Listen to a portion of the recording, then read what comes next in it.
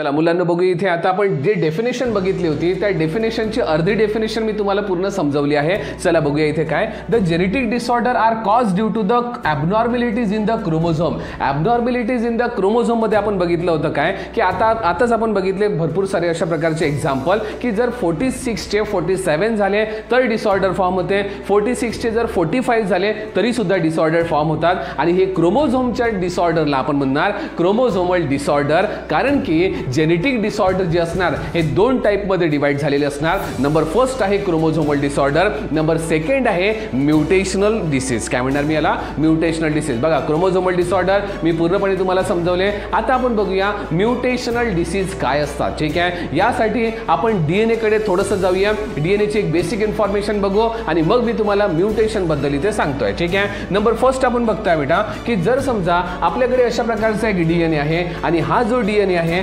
यामध्ये जर अशा प्रकारचा एक म्युटेशन असेल, ठीक आहे, जर एकच म्युटेशन आहे तर याला म्हणायचं मोनोजेनिक डिसऑर्डर. काय म्हणतो आपण याला? Monogenic disorder. ठीक आहे, मग एक पेक्षा जर जास्त त्यांच्या जीन मध्ये जर समजा अशा प्रकारचे म्युटेशन आले असणार तर बघा इथे आपण बघतोय सी आहे तर याच्याऐवजी पण समजा इथे ए आला तरी पण बघा इथे पुन्हा एक डिसऑर्डर एक फॉर्म झाला.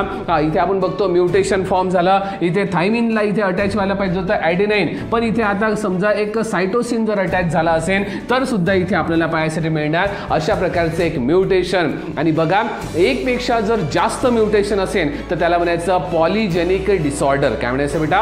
Polygenic disorder. तर बघा म्युटेशनने दोन टाइपचे इथे डिसऑर्डर फॉर्म होऊ शकतात. नंबर फर्स्ट असणार मोनोजेनिक डिसऑर्डर, नंबर सेकंड असणार पॉलीजेनिक डिसऑर्डर. आज आपण बघूया मोनोजेनिक डिसऑर्डरने काय होतात त्याचे एक्झाम्पल्स काय, पॉलीजेनिक डिसऑर्डरने काय होतात त्याचे एक्झाम्पल्स काय. नंबर फर्स्ट आपण बघूया मोनोजेनिक डिसऑर्डर.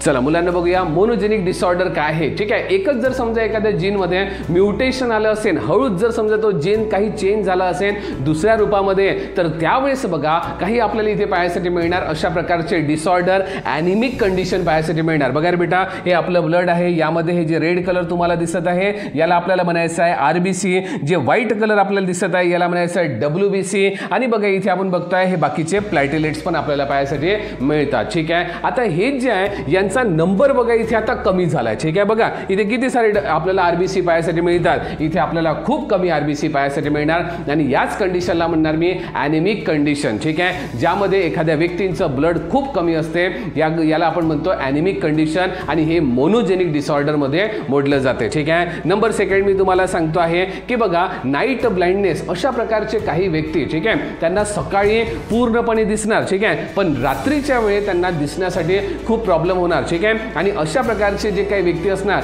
यांना आपण नाईट ब्लाइंडनेसने ग्रसित असलेले लोक असे म्हणतो. आणि हे दोन्ही डिसीज कोण आहे तर आपल्याला पाहायसाठी मिळणार मोनोजेनिक डिसऑर्डर. काय म्हणायचं बेटा याला? Monogenic disorder. का बरं होतात हे? कारण की म्युटेशन झालं, एक जीन त्याचा चेंज झाला आणि म्हणून म्हणला मी याला म्हणणार काय मोनोजेनिक डिसऑर्डर. जमेल इथपर्यंत? ओके.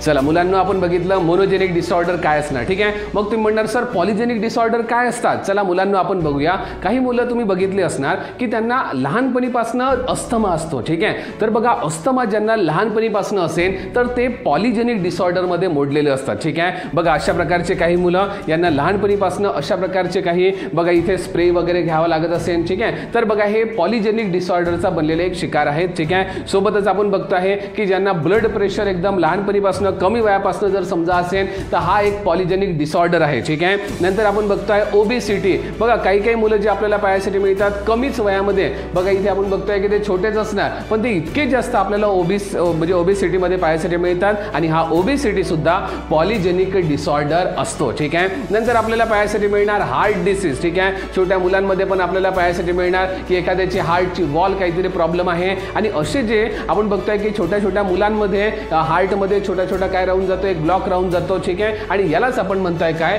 तर इथे पॉलीजेनिक डिसऑर्डर सुद्धा आपण म्हणतो. ठीक आहे, आणि नंतर व्हेरी व्हेरी इम्पॉर्टंट बघा स्पिना बिफिडा. ठीक आहे, आज मी तुम्हाला सांगतोय बघा हा एकदम छोटासा बेबी आहे. ठीक आहे, पण बघा याच्या पाठीवरती बघा इथे काय तर एक अशा प्रकारचे एक वरती आलेला एक पार्ट पाहायसाठी मिळतो. हा वरती आलेला पार्ट माहिती कसा असा आहे. ठीक आहे, जो स्पायनल कॉर्ड मधून हे जे न्यूरॉन आले आहे हे न्यूरॉन बाहेर निघाले आणि बघा नंतर मग त्याच्या बाकी खाली असलेल्या त्या शरीरामध्ये गेले. आता आता मी तुम्हाला सांगतो डॉक्टर याचं ऑपरेशन सुद्धा करू शकले असते, ठीक आहे, पण करू शकणार नाही. का बरं? कारण आपण बघतो आहे की बघा इथून जे न्यूरॉन निघाले, ठीक आहे, बघा मुलांना मी तुम्हाला इथे सांगतो आहे की बघा इथून जे न्यूरॉन आपल्याला इथे निघालेले आहे, हे जे न्यूरॉन निघाले हे इथून याच्या पूर्ण बॉडीमध्ये आता पसरले, ठीक आहे, तेव्हाच ते याची बॉडी वर्क करणार, ठीक आहे. पण बघा जर समजा ऑपरेशन करून जर हा पार्ट जर आपण इथून काढून टाकला, माहिती आहे काय होणार की इथून हे न्यूरॉन कट होऊन जाणार आणि ज्याच्यामुळं हा जो ब्रेन आहे हा कधीही त्यांच्या पायापर्यंत वर्क करू शकणार नाही, ठीक आहे. आणि म्हणून याला आपण म्हणतो पॉलीजेनिक डिसऑर्डर आणि हे भरपूर जास्त डेंजरस आपल्याला पाहायसाठी मिळते. आणि बघा यांचा नंतर आपल्याला भरपूर सारा कमी एक वेगळा इलाज पाहायसाठी मिळतो आणि याला पॉलीजेनिक